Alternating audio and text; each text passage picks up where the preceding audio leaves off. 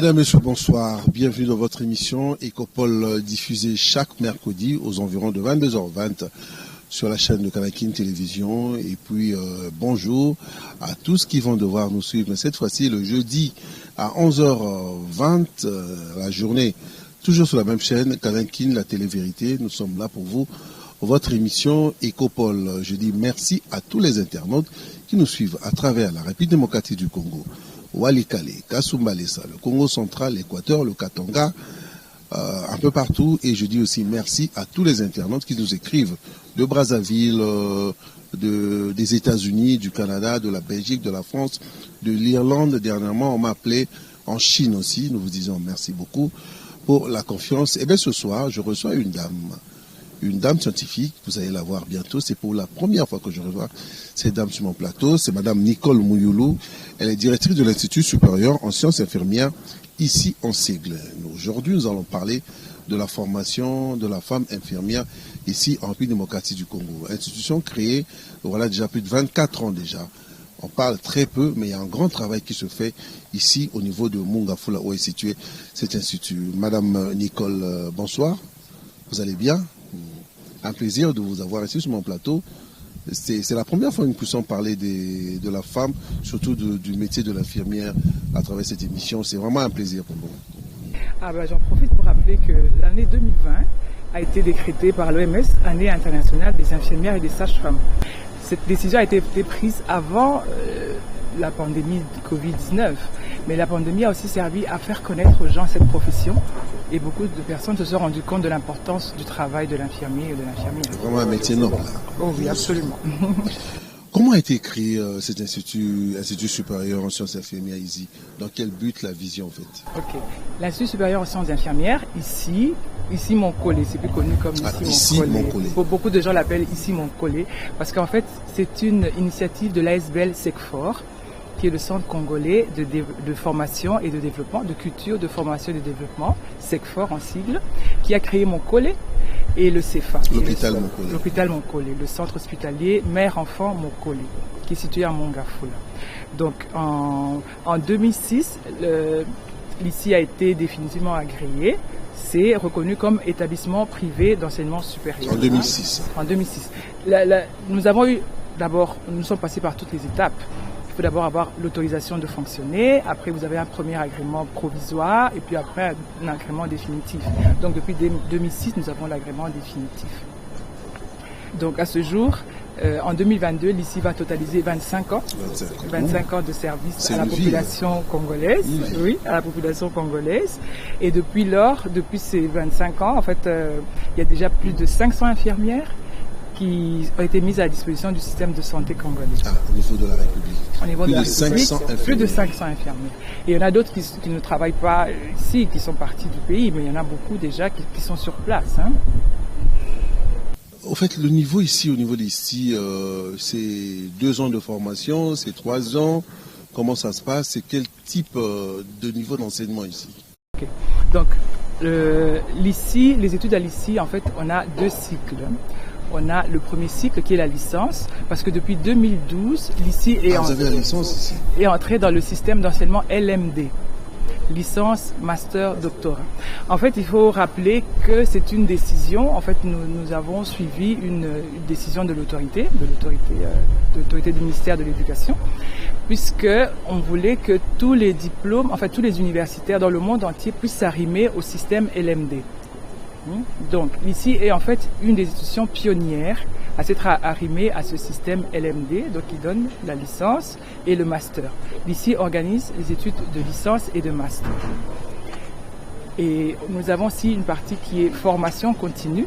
En fait, de la formation continue, ce qu'on fait, c'est le recyclage du personnel infirmier. Donc ceux qui sont déjà infirmières peuvent venir pour se recycler parce que la médecine évolue. Je crois que c'est dans cette optique, je crois. C'est ça, la science évolue. Donc nous avons commencé un diplôme universitaire en soins infirmiers et réanimation, du CIR, on l'appelle comme ça. Nous comptons faire un autre diplôme universitaire en hygiène hospitalière. Et aussi en hygiène hospitalière, oui. C'est très important la question de l'hygiène. Dans les milieux, dans les hôpitaux. Dans les hôpitaux. Hein.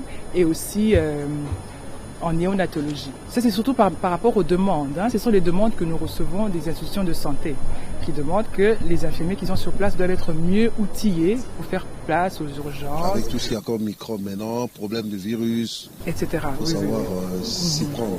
Oui, absolument. Actuellement, parce que l'ICI coopère aussi, travaille aussi dans des projets de développement. Nous travaillons avec la zone de santé de Mongafula 1 et de Mongafula 2. Et actuellement, nous sommes en train d'organiser une formation sur les maladies émergentes. Et nous allons former 270 infirmiers des zones de santé. Maladies émergentes pour les téléspectateurs. Ebola, Covid-19. Donc on rappelle toutes ces notions d'hygiène que les gens ont peut-être un peu oubliées. On rappelle les gestes à connaître devant des cas d'urgence. Qu'est-ce qu'on fait devant une personne qui a l'Ebola? Mieux les connaître. Donc on fait tout ce rappel-là.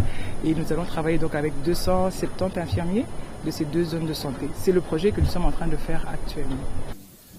Et si, comment on fait pour s'inscrire, pour venir ici? Comment ça se passe, les critères pour s'inscrire ici? Il faut avoir quel type de niveau, en fait? En fait, pour s'inscrire à l'ICI, on doit passer d'abord par un concours d'admission, un test d'admission. Les inscriptions sont déjà ouvertes depuis le mois de mai. Il faut être détenteur d'un diplôme d'État ou d'un bac pour les personnes qui viennent de Congo-Brazzaville. Congo-Brazzaville qui nous suivent aussi. Ok, d'un bac. Ou alors si on est infirmier A2 déjà, on peut venir pour faire le concours d'admission. Donc après, il faut apporter tous les documents requis et une fois qu'on a réussi au test d'admission, on peut commencer ses études. La République a, au niveau de la RDC, une forte population. J'ai remarqué que vous avez vraiment des ambitions. Est-ce que les étudiants qui sont ici, c'est uniquement pour les étudiants de la ville province de Kinshasa ou il faut encore piocher, il y a encore d'autres étudiants qui viennent de l'intérieur ou de l'extérieur qui peuvent venir aussi? Oui, bien entendu. Nous avons déjà reçu des étudiants qui sont venus de Goma, de Kindu, de l'Est de la République, de Lubumbashi, de Kananga. Si nous avons reçu des étudiants qui sont venus de l'intérieur du pays et qui sont retournés, quelques-unes sont retournées travailler. Donc c'est une façon de développer le pays, non? En retournant, après avoir acquis une bonne formation, retourner travailler dans sa province d'origine pour élever le niveau du système sanitaire, le niveau de soins de santé à donner à la population. Oui. Nous sommes très contents de cette expérience. Et vous n'avez pas de partenariat avec d'autres écoles au niveau de l'intérieur du Congo pour essayer de les canaliser ici?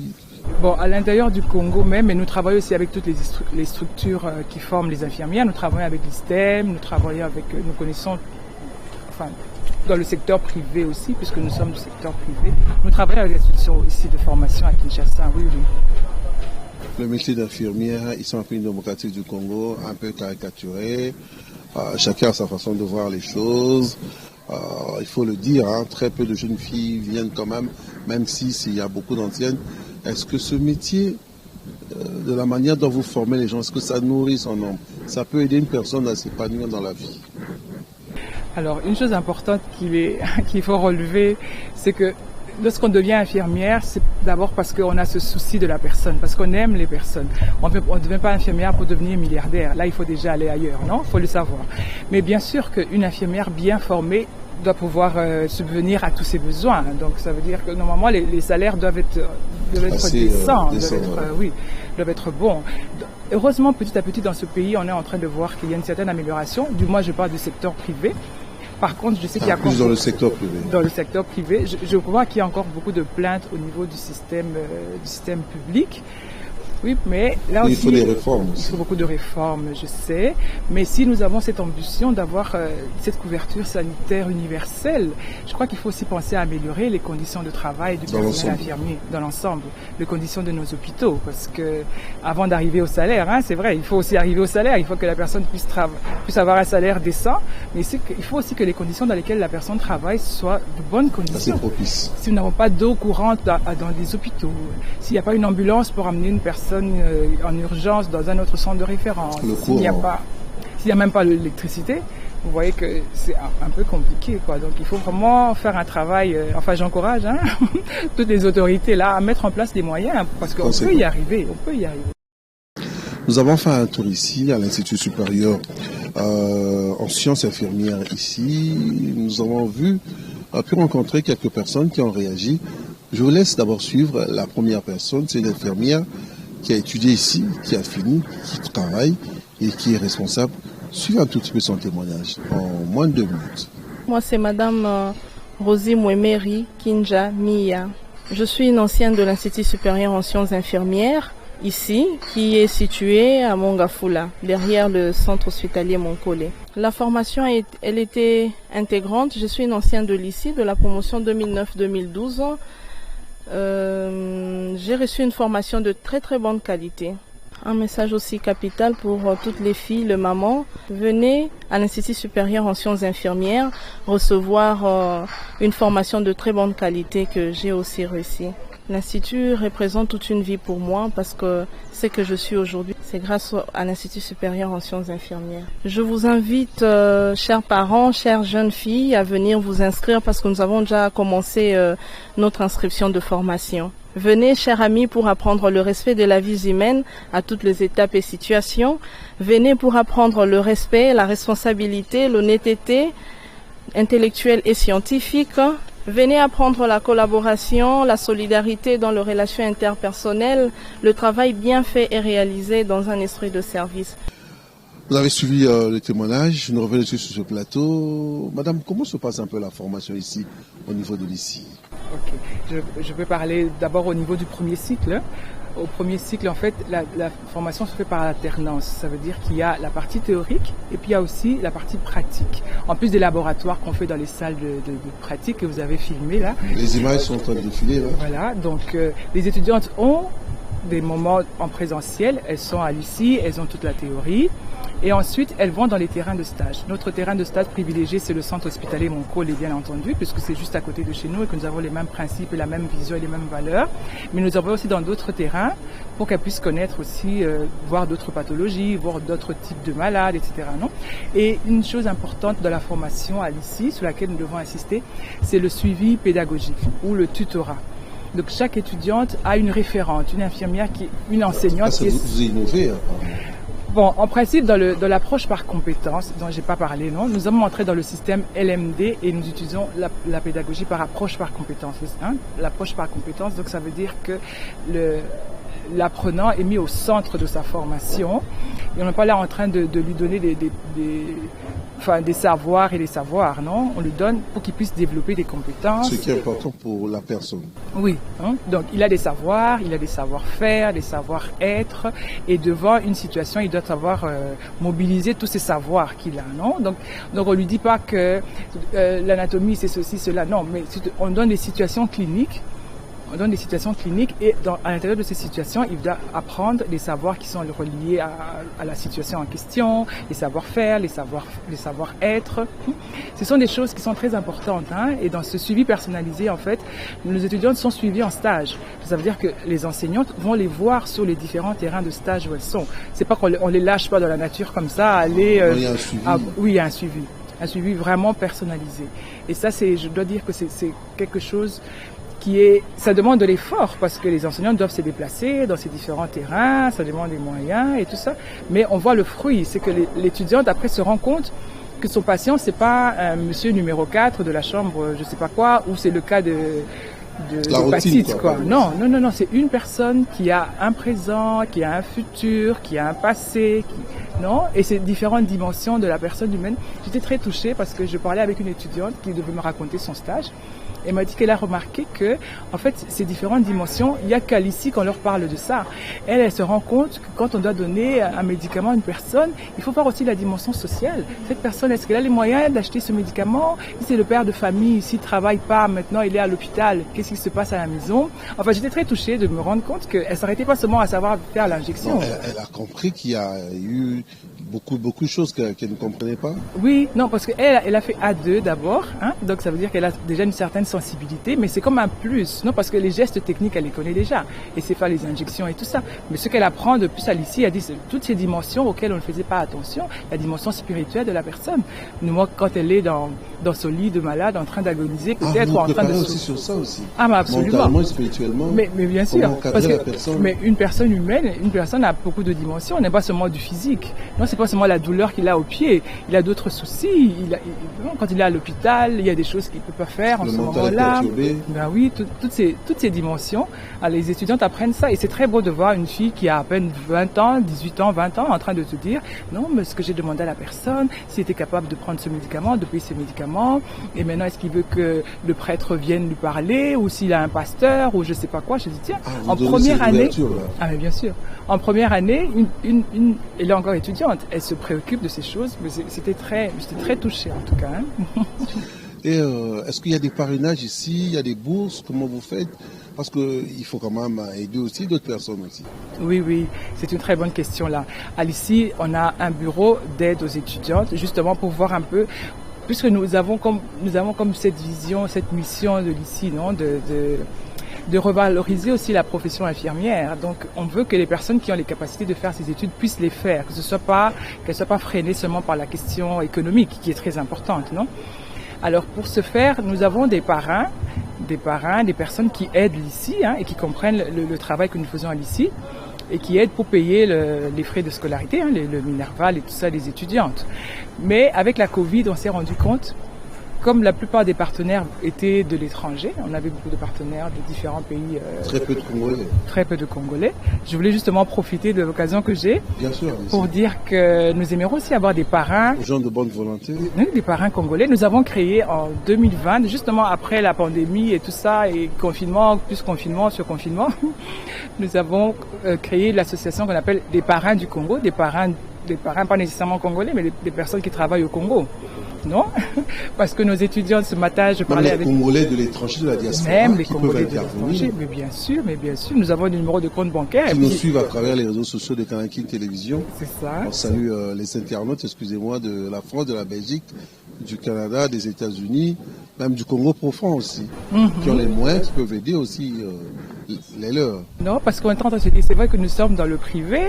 Et le privé, généralement, nous n'avons pas de subvention de l'État. Mais l'État est composé par des personnes privées aussi, non? Et en parlant qui peuvent aussi contribuer à cette association des parrains du Congo. Parce que ce matin, en parlant avec une amie, elle me disait, mais oui, il faut dire que même dans les privés, nos étudiantes, quand elles sont infirmières, elles soignent tous les Congolais. Elles soignent pas les personnes qui ont payé leurs études. Elles soignent pas les Français, les Belges qui ont aidé au financement de leurs études. Elles traitent des Congolais de père et de mère, comme me disait, non, pour rigoler un peu. Mais on traite tout le monde, même si elles savent qu'il faut soigner tout le monde. Non, c'est ça. Donc je lance cet appel-là et à la fin, je vais y revenir. Vous avez été reçu par son Excellence, Monsieur le ministre de la Santé, le docteur Jean-Jacques Mbongani. J'imagine que vous êtes en train de faire un plaidoyer. Les échanges ont tourné autour de quoi? Pendant au moins 1 heure, vous avez été reçu, vous avez vraiment échangé. Les échanges ont tourné autour de quoi? En fait, c'était une prise de contact de l'ICI. Avec le ministre de la Santé. Avec le ministre de la Santé. Public, hygiène et prévention. Oui, et c'est très bien de revenir sur la question de l'hygiène et de la prévention. Nous avions invité monsieur le ministre pour assister à la cérémonie de remise des diplômes de la première promotion du CIR. Je vous ai dit que l'ICI organise un diplôme universitaire en soins d'infirmiers et réanimation, mais seulement c'était juste pendant la période de l'éruption volcanique à l'Est et le ministre... Il était même à l'Est. Il était à l'Est, il n'avait pas pu venir. En fait, il s'est excusé, quand nous sommes arrivés chez lui, il s'est excusé de n'avoir pas pu être là. Nous avons donc réitéré l'invitation, en demandant de venir visiter non seulement l'ICI, mais aussi le centre hospitalier Moncol. Et en fait, on veut que les personnes de la ville viennent vers la périphérie, parce qu'il y a aussi des choses intéressantes à la périphérie. Vous êtes situé, au fait, vous êtes situé à... Nous sommes à l'avenue Ngafani, numéro 4804, dans la commune de Mongafula. Parce que des fois, on se demande qu'est-ce qu'il peut avoir de bon à Mongafula. Mais à votre institut, oui, c'est ça. Il faut que les personnes viennent voir aussi ce qu'il y a de bon à Mongafula. Donc, nous avons parlé un peu des activités que nous organisons au niveau de l'ICI, du premier, du deuxième cycle et de la formation continue, parce que là, ça touche directement le ministère de la Santé, puisque nous faisons la formation continue des personnes en cours d'emploi, non, des infirmiers. Est-ce que les bâtiments sont grands? La capacité de combien à peu près au niveau de cet institut? Vous pouvez accueillir beaucoup de monde, on doit remarquer. Oui, en fait, si on peut dire la capacité de l'ICI, c'est de... Nous n'avons pas de grande promotion. Les étudiants de première année, généralement, elles sont autour de 50, 60. Nous avons une cohorte qui va terminer cette année. La 22e promotion va terminer, elles sont 26. Donc ce ne sont pas de grandes promotions. Nous ne visons pas tellement la quantité, beaucoup plus la qualité, non? Beaucoup plus la qualité. Et la qualité, ça demande, pour ce suivi personnalisé. Deux par bon. Oui, par table, oui. Parce que pour donner une bonne formation, en fait, c'est ça. Surtout l'approche par compétence. On doit travailler, les étudiants travaillent en groupe. C'est des petits groupes de 8, de 10, non? On peut avoir des grands groupes, non? Donc, parce qu'elles ont des sujets, elles doivent exposer sur les sujets, elles doivent travailler ensemble et tout ça. Donc, on peut pas avoir des classes de 1000 étudiantes. Depuis que l'ICI a commencé, nous sommes toujours dans les mêmes bâtiments aussi, hein. Non, parce que même si nous avons des projets, nous allons commencer la filière sage-femme.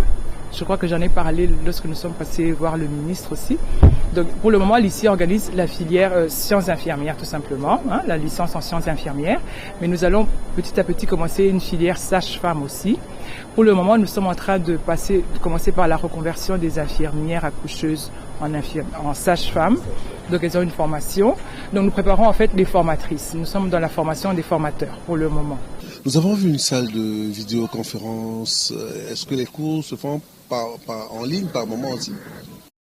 Avec la Covid, en fait, nous avons appris à utiliser un peu plus la technologie. Mais au niveau du master, nous avons beaucoup d'intervenants qui donnent cours à partir de leur pays d'origine. Il y en a qui donnent cours à partir du Canada ou à partir de la France. Donc, avec ça, nous utilisons, des visioconférences. Au niveau assez élevé, quand même. Oui, hein. Ben voilà, nous sommes dans votre émission Écopole de ce soir, mercredi. Vous êtes en train de suivre votre émission. Je reçois Madame Nicole Mouyoulou de l'Institut supérieur en sciences infirmières, ici en sigle, situé à Mongafula. Nous sommes en train de parler de ce métier d'infirmière. C'est très important pour la République démocratique du Congo. Nous sommes pratiquement dans le volet santé. Je vous laisse d'abord suivre le témoignage d'une jeune fille qui est étudiante ici, le pourquoi elle est venue ici et comment se passe sa formation. Elle a un message à lancer. Suivez. Alors, je suis Angela Kavira, étudiante en 3e année à l'ICI. Et je suis venue faire les sciences infirmières. Je sais qu'au début, je me disais que ce n'était pas ma vocation, puisque l'image que ressort l'infirmière dans la société et tout, ça n'allait pas avec ce que moi je voyais, ce que je voulais de ma vie.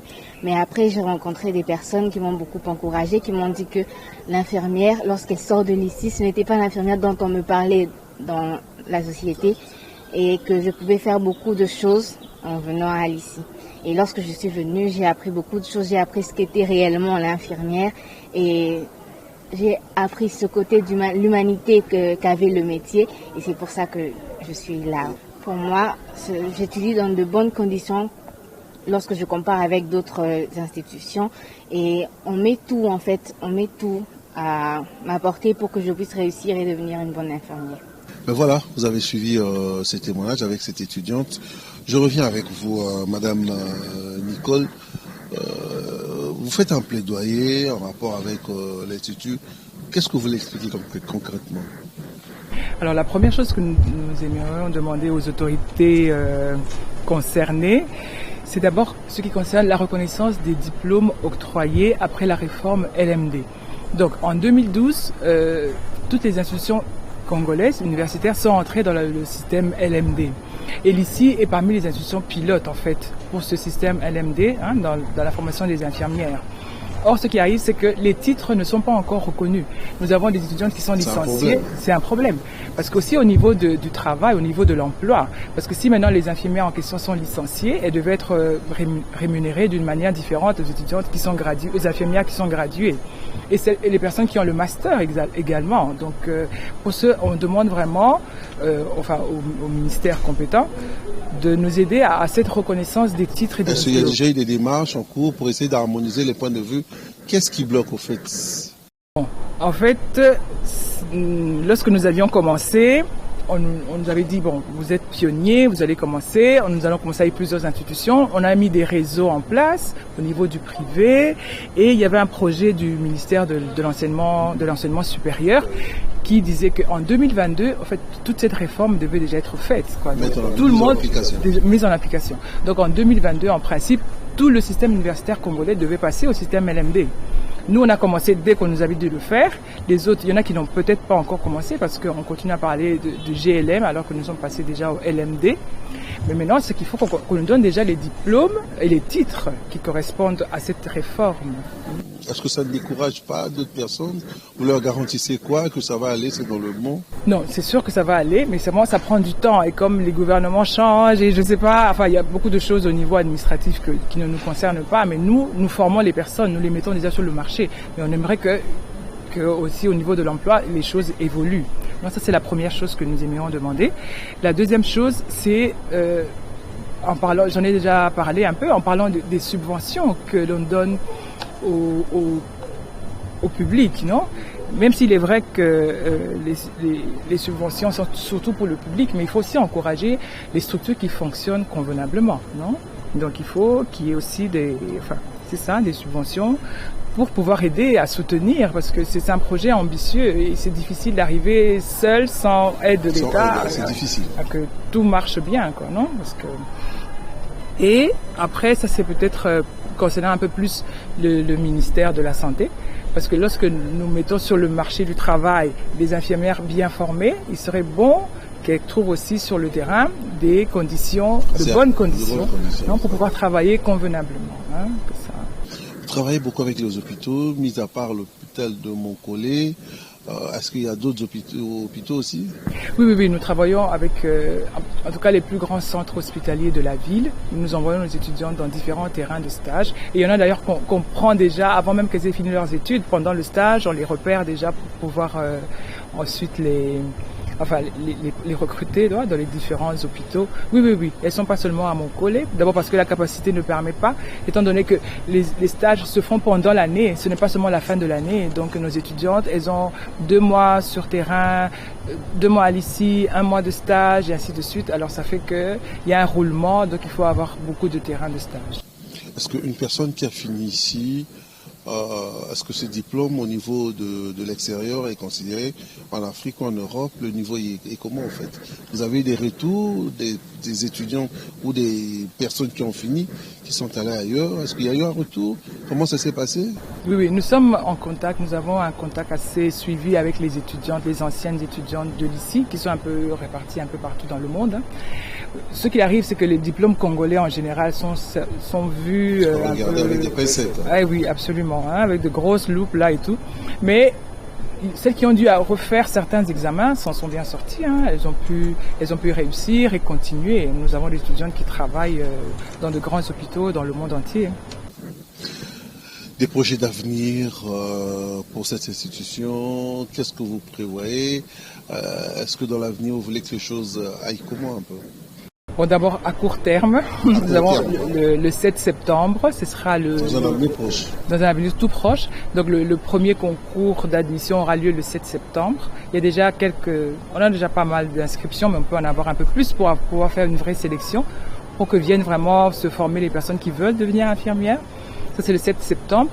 Et puis, le 18 novembre, nous allons organiser un dîner de levée de fonds, en fait, comme le 18 novembre. Jeudi 18 novembre. Ce sera la première activité de lancement des 25 ans. Des 25 ans de l'ICI. En fait, c'est en 2022, mais nous allons commencer par déjà préparer. Oui. À vous totaliser 25 ans. En 2022. Oui, l'ICI aura 25 ans en 2022. Donc, le 10 novembre, nous allons envoyer des invitations. Nous aimerons que beaucoup de gens puissent y participer parce que ce sera aussi l'occasion de parler de l'ICI. Donc, ce sera en fait la deuxième assemblée de l'APC, Association des parrains du Congo. À plus long terme, donc, nous avons cette filière sage-femme que l'ICI compte mettre en place.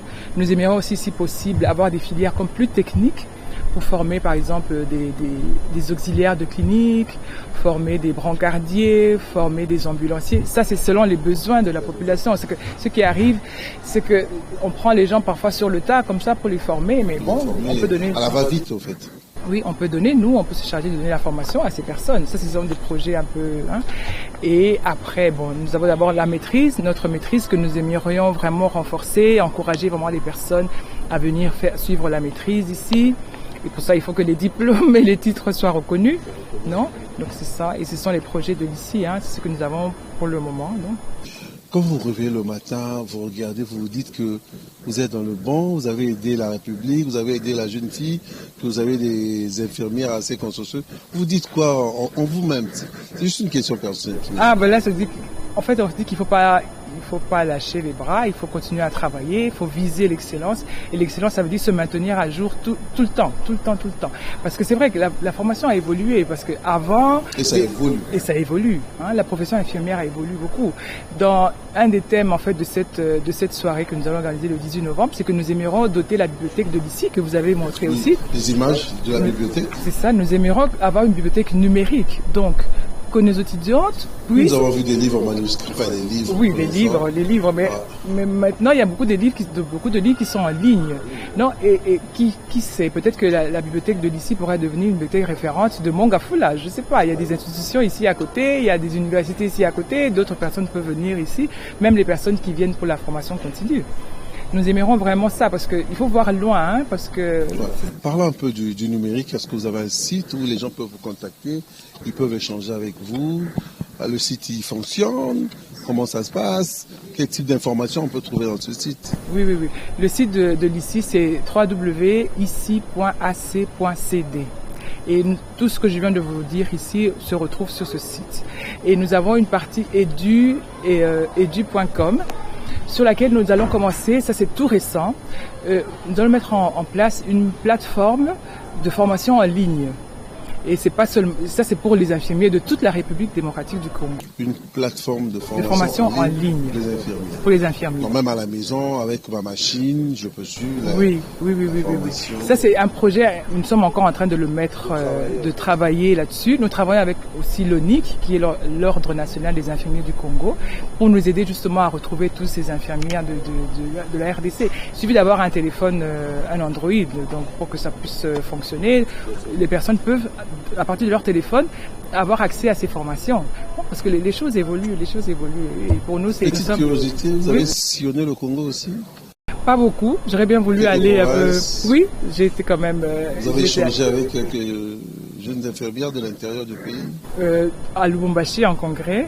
Parce que, en parlant un peu des différents projets de développement de l'ICI, l'ICI a mis en place ce qu'on appelle la cellule pour la promotion des pratiques d'hygiène. C'était un projet que nous avions eu en 2007, de 2007 à 2010. J'ai travaillé comme coordinatrice de la CEPFI et je suis allée à Lubumbashi, justement, toujours au Katanga, toujours dans le cadre de ce projet. Nous travaillons avec des hôpitaux, des écoles infirmières, toujours autour de la question de l'hygiène. Hein. Il faut dire que c'est un peu le grand cheval de bataille que nous avons, non? L'hygiène. L'hygiène dans les hôpitaux, l'hygiène même dans la société, en fait. Et dans la société aussi, parce qu'il faut commencer d'abord l'hygiène chez soi, non? Avant d'aller avec l'hygiène dans les hôpitaux. Je voulais revenir sur une chose. Allez-y. Quand on a parlé de ministère, j'ai vu qu'on avait changé le nom du ministère de la Santé. C'est le ministère de la Santé publique, hygiène et prévention. Mais je dis que ça tombe bien, parce que justement à l'ICI, les infirmières, ici nous travaillons beaucoup dans le cadre de l'hygiène. Presque tous nos projets de développement tournent autour de l'hygiène parce que nous avons eu cette cellule de promotion des pratiques d'hygiène. Depuis 2004 même, nous avons travaillé avec des grands hôpitaux de la ville sur l'hygiène. Aujourd'hui, quand on parle de l'hygiène, les gens comprennent un peu plus peut-être. Mais la prévention, je me disais la prévention, en fait, c'est revenir sur ce que fait l'infirmière. Le rôle d'infirmière, c'est pas seulement des soins curatifs, c'est aussi des soins. Oui, ça nous revient. Moi, je me dis que c'est peut-être pas par hasard que la vice-ministre de la Santé est une infirmière aussi, parce que la prévention, l'hygiène, et tout ça. Véronique Kilouba, que nous saluons en passant. Oui. Et donc, ces soins curatifs, ces soins de prévention, ces soins de réhabilitation, tout ça, c'est le travail de l'infirmière. Je trouve que c'est plus complet. Le ministère de la Santé semble plus complet en ayant ajouté l'hygiène et la prévention.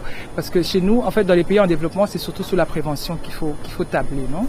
Il faut travailler. Très important. Prévenir, parce qu'il y a énormément de problèmes, énormément de maladies. Il y a déjà le Covid, il y a pas mal, il y a Ebola aussi. Vous avez évoqué ça, je crois, dans cet entretien. Comment se préparer? Je crois que c'est à travers des formations. Est-ce qu'il y a moyen de rappeler aussi? Oui, je disais que l'ICI est en train de donner actuellement une formation continue, formation à des infirmiers des zones de santé de Mongafula 1 et Mongafula 2 sur les maladies émergentes. Ebola, Covid-19, en rappelant tous les principes d'hygiène. Mais voilà, en fait, Yacine, nous sommes pratiquement à la fin, mais vous avez un mot de la fin à lancer en rapport avec l'Institut, en rapport avec les projets d'avenir. Allez-y. Oui, comme aujourd'hui justement l'examen. Les autorités aussi qui vous suivent. Hein. Ah oui, on va dire à tout le monde. Aujourd'hui, c'est l'examen d'État ont commencé aujourd'hui. Hein. Donc je souhaite d'abord bonne chance à tous ces écoliers là, hein, écoliers qui sont en train de faire l'examen d'État aujourd'hui. Parce qu'à l'ICI, nous prenons aussi les personnes qui n'ont pas encore eu leurs résultats sous réserve. Donc le 7 septembre, s'il y a parmi les personnes qui m'écoutent une personne qui a pensé devenir un jour infirmière, elle peut venir s'inscrire et faire le concours à l'ICI. Hein. Même si elle n'a pas encore son diplôme, c'est sous réserve, elle peut le faire, non? Donc d'abord à toutes ces personnes-là et encourager les autorités, donc c'est ça, à venir vers la périphérie, à encourager les personnes qui travaillent bien, parce que nous travaillons tous pour la même chose, nous travaillons pour le bien de ce pays, même si parfois c'est comme une goutte d'eau dans le grand océan. Hein, mais c'est une goutte d'eau. Mais c'est une goutte d'eau, donc si on la mettait pas, elle n'y serait pas. Donc. Et aux enseignants, vous avez un message à lancer aux étudiants qui viennent? À nos étudiants de l'ICI? C'est ça, c'est que je demande aux étudiants de l'ICI, en fait, de porter haut les couleurs de l'ICI. Même si on les demande dans les terrains de stage un peu éloignés de leur lieu habituel de formation, mais de savoir que là où elles sont des ambassadrices de l'ICI, donc elles doivent se comporter comme nous l'espérons qu'elles vont se comporter à l'ICI. Merci beaucoup. En tout cas, j'espère que c'est pas la première fois. Nous aurons le temps d'échanger avec vous, surtout sur même le volet scientifique. Quand il y a des avancées, nous allons revenir pour voir l'information à la source. Vous êtes en train de faire quelque chose d'extraordinaire. Merci encore une fois. Merci à vous d'être venu jusqu'ici. Vraiment, ça valait la peine. Merci à Madame Julia qui nous a facilité aussi l'accès à cette émission. Merci à toi, Takidi, merci à Samson Ilunga, merci à Pati Sumbu, sans oublier Tony Binda au niveau du montage. Je vous salue aussi les fidèles internautes de votre émission Ecopole dissimulée à travers le monde. Nous vous disons merci pour la confiance. Ce soir, j'ai reçu Madame Nicole Mouyoulou, directrice de l'Institut supérieur en sciences infirmières ici. Les questions, il y a mon numéro qui affiche en bas. Si vous avez des appels, des questions, vous écrivez. Nous allons les transmettre. La rediffusion, c'est le jeudi à 11h25, toujours sur la même chaîne, Kanakine, la télé Vérité, l'information, l'émission continue en ligne, canal qui est YouTube. Vous allez suivre cette émission. Allez, je vous dis bye bye, prenez bien soin de vous.